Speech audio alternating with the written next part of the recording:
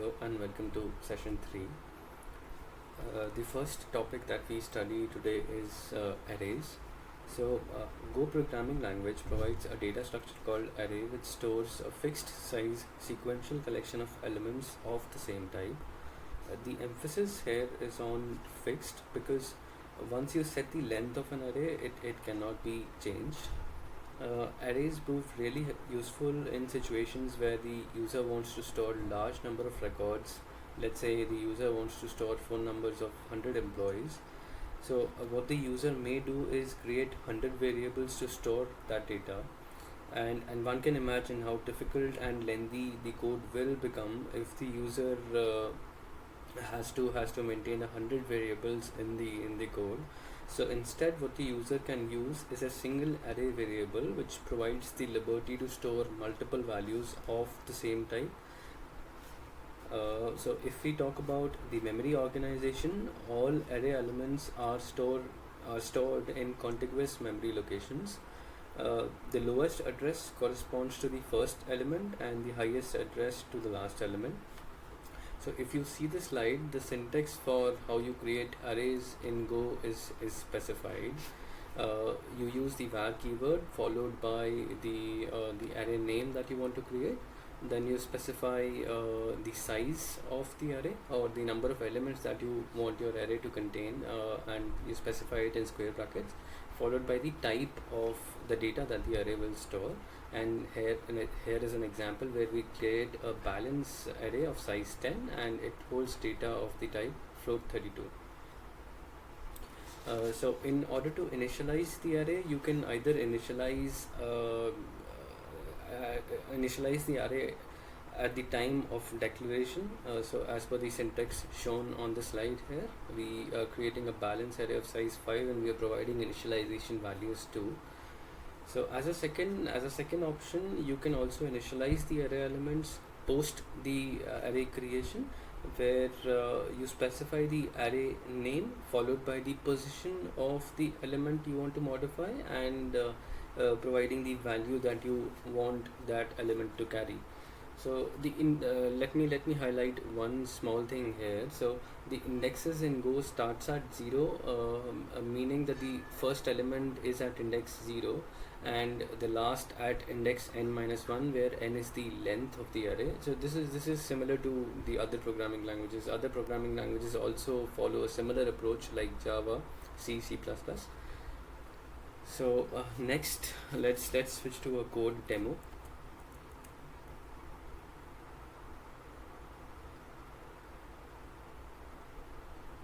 Again, we followed the same template. We've kept package as main just to get the just to make the program executable.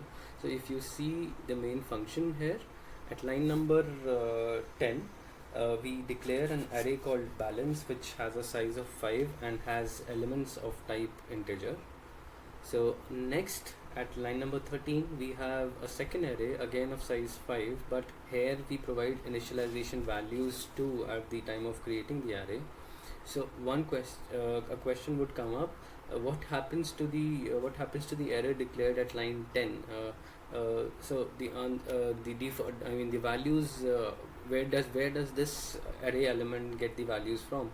So the answer is that all the elements get their default 0 values as we discussed in our last lessons.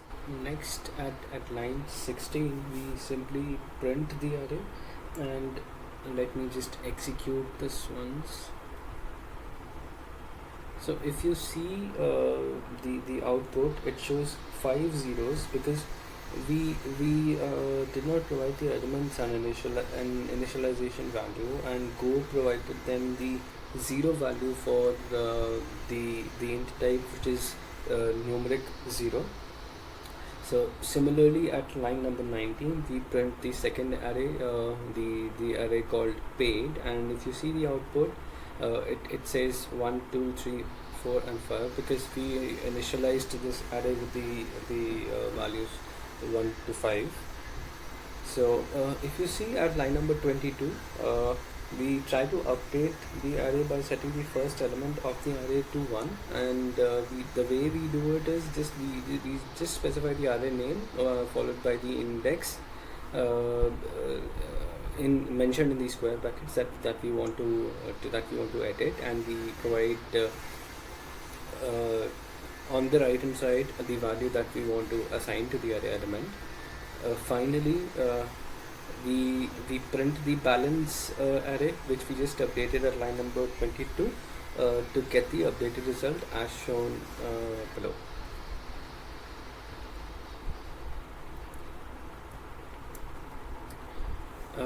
Next, we see how do we access arrays. So arrays allows an index-based access. The indexes, as I just mentioned, start at 0 and run till length -1. So if you see our balance array having 5 elements, the index starts at 0 and runs till 4 because it has total 5 elements. So if we wanted to read a value from the array, the slide shows the syntax for the same, where you add the name of the array followed by the index that you want to read. So let's have a look at it in a code demo.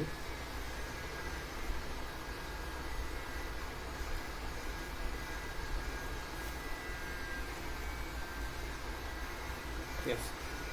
To start with, at line number 10, we declare, we create an integer array with 5 elements. We provide initialization values too.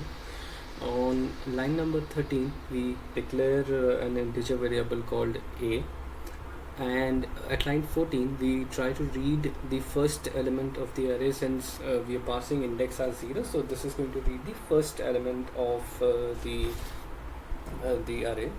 So if we try to print the value of the variable a, it is going to show the output as 1. Let me just execute this.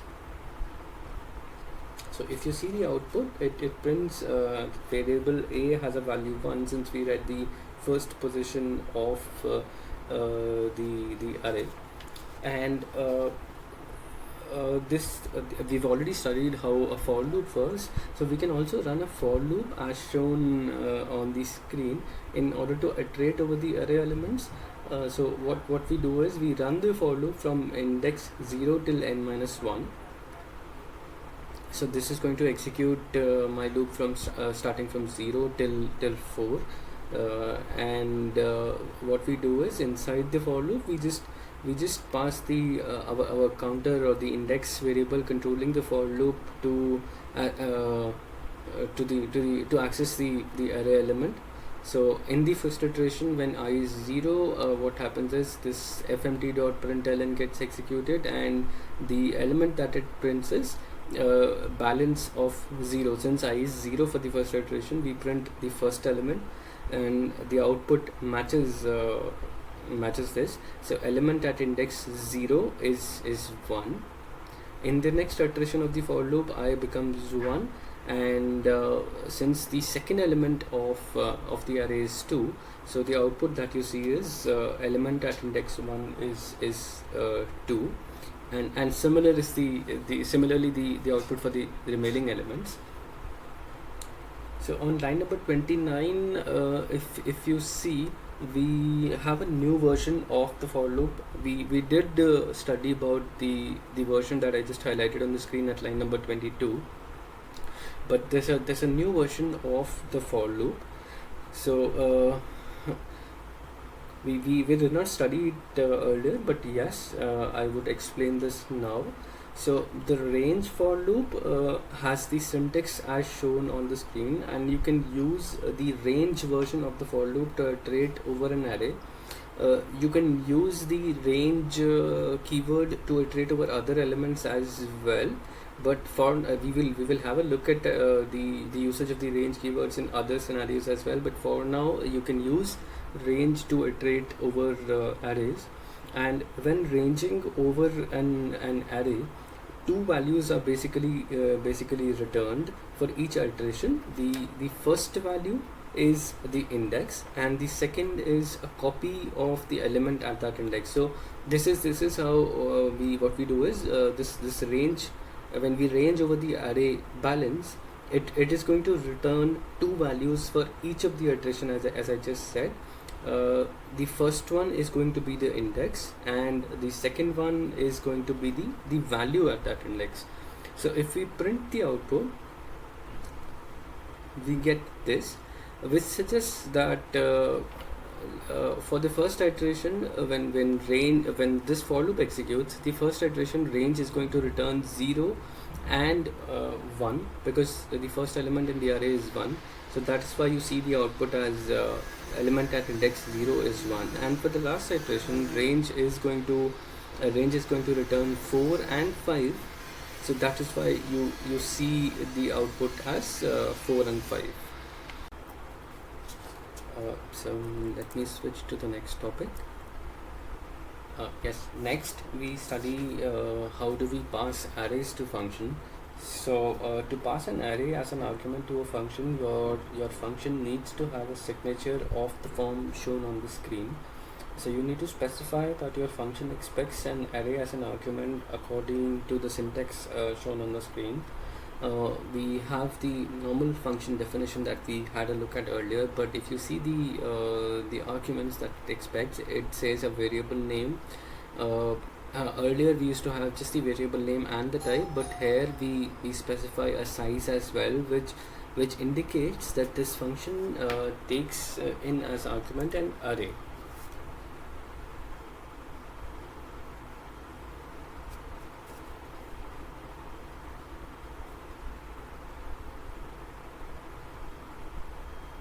So if you see at line number 29 first, we have a function which takes an array of 5 integers as input. It calculates the sum of the elements and returns the result. So assuming that we pass an array of 5 integers, we have a for loop inside which iterates over the array elements, calculates the sum of the array elements and returns the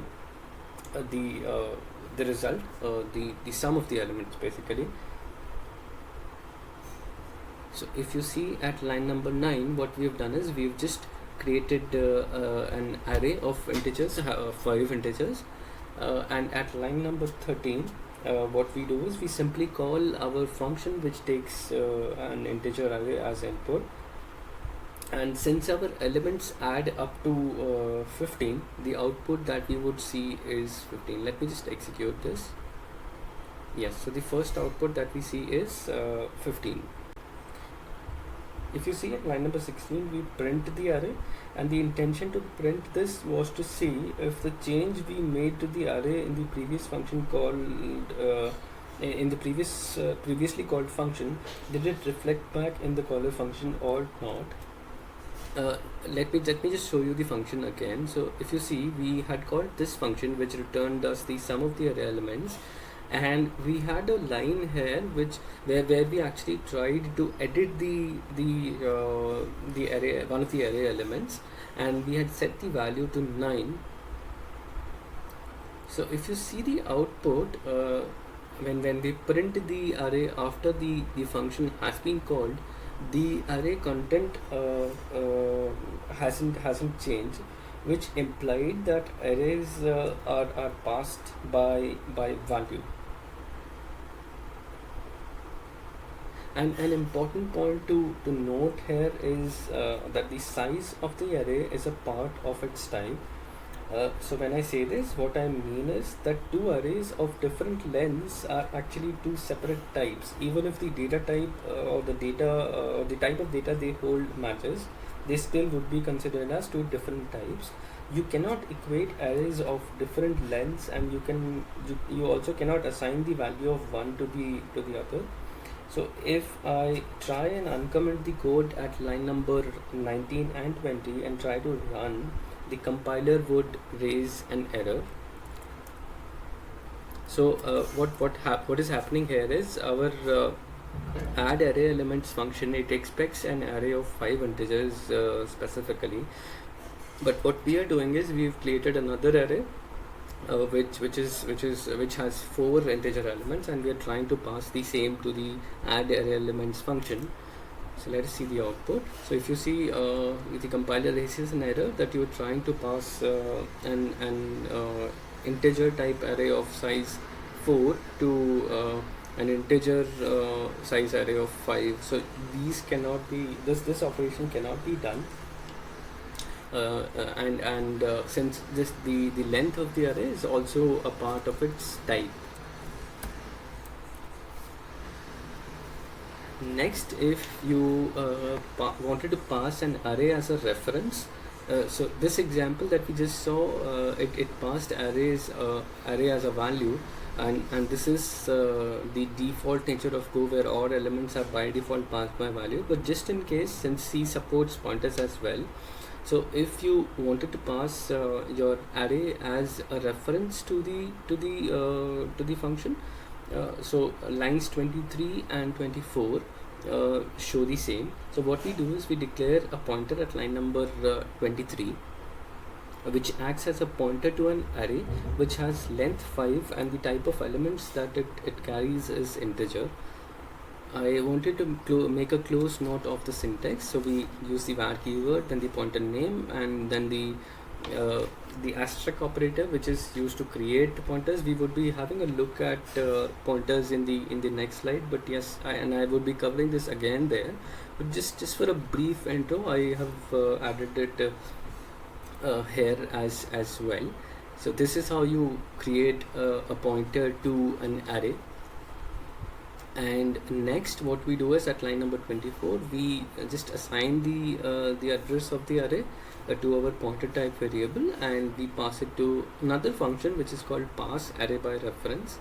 And if you see the signature, it expects an array, rather a pointer, which is a pointer to an array of 5 integers.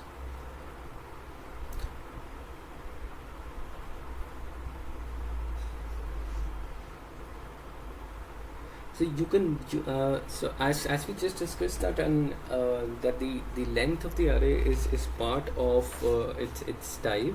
So you can use and even reuse the pointers only to hold a reference to arrays which are of if I talk specifically about this pointer declared here, you can use this, and you can reuse this to store address for the arrays which are of type int and size 5 only, because as we just discussed, that the length of the array is a part of its type. So this is a specific type. So if I try to assign the address of let us say this particular array to our pointer, so this will not work, since these two are actually different types. Now, even if you do not follow this completely, we would be studying pointers in the upcoming slides, so where this would be more clear to you.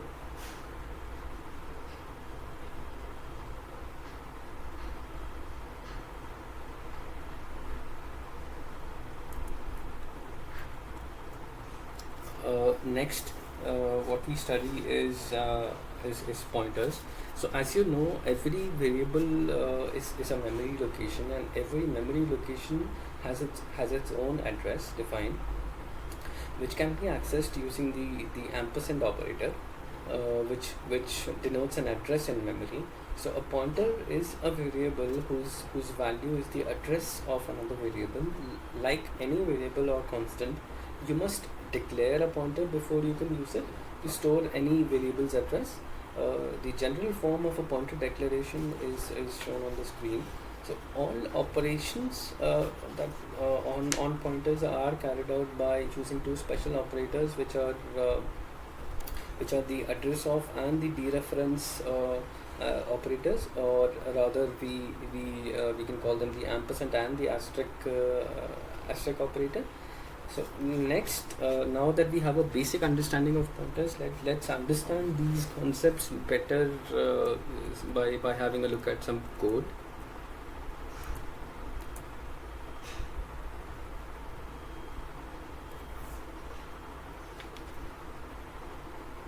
The code is a little lengthy. I would try if I can Let me execute this as well. Yeah. So at line number 8, if you see, we declare a variable of type integer and assign it a value of 20. At line number 11, we declare a variable, a pointer variable rather, of type integer. So if you follow closely, this is how you create pointers in Golang. And this is more or less similar to the other programming languages as well, with support pointers. So you use the var keyword followed by the pointer variable name, then the asterisk operator indicating that the variable that you've just declared is a pointer variable and not a normal variable that you declared, followed by the data type, which indicates that this pointer will point to or rather store the address of an integer variable. So at line number 25, if you see, what we do is we store the address of variable a, since the variable a is of type int. So we store the address of variable a in our pointer variable. At line number 30, we try to print the address stored in the pointer. So we use the printf function for this from the FMT library, which takes a formatted string takes a formatted string as input and generates the output as per the formatting string just passed. So you can use the %p format specifier to print the address values. So if you see the output, this output corresponds to line number 27, where we printed the address of variable a directly. And if you see, this is the address where a is available at. And if you see the output corresponding to line number 30, since IP is a pointer to the integer a, or rather variable a, the outputs or the addresses actually match. So at line number 33, we try to print the value stored at the address held in the pointer. So if you see the output is 20, since our pointer is pointing to the variable a, and the variable a has a value of 20. And an important thing to note is that you cannot use a pointer of a specific type to point to a variable of a different type. So what I mean is, so if I uncomment the code written at line number 22, where I am trying to assign our the address of a float variable to our integer pointer, the compiler would raise an error, as variable b is of the type float, but our pointer is an integer variable. So let me just try executing this. So if you see, the compiler doesn't allow you to do this, because the pointer can point to only the variables of the type it was created for.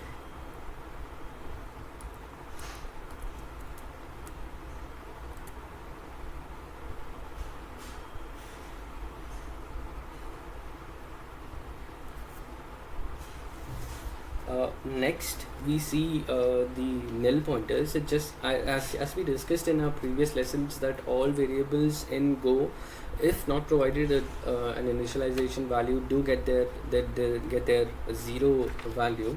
So Go compiler assigns a nil value to a pointer variable in case you do not have the exact address to be assigned at the time of declaration. So if you see at line number 10, we declare an integer pointer, but we don't store any addresses in this pointer variable yet. On line number 13, if we try to print the pointer, it shows. Let me just execute this. Sorry. Yeah, so if we try to print on line number 13, if we try to print the pointer, it shows the output as the zero value for the pointer. So the nil pointer is a constant with a value of 0 defined in several standard libraries. On most of the operating systems, programs are not permitted to access memory at address 0 because that memory is reserved by the operating system. However, the memory address 0 has a special significance. It signals that the pointer is not intended to point to an accessible memory location, but by convention, if a pointer contains the nil value, it is assumed to point to nothing.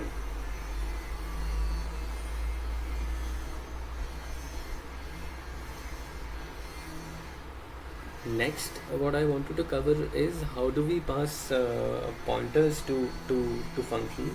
So Go programming language allows you to pass a pointer to a function as well. To do so, you simply declare the function parameter as a pointer type. So we've seen how we define functions in Go. Instead of the earlier the functions that we declared had a just a second.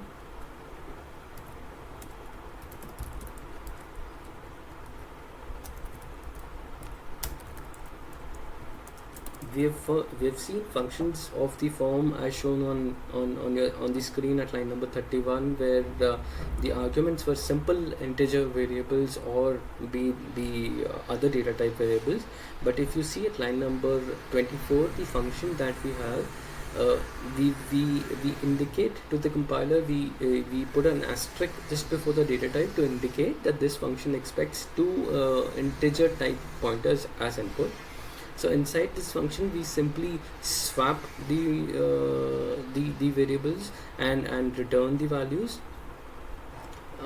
What we do is we declare two integer variables a and b with initial values 100 and 200 respectively.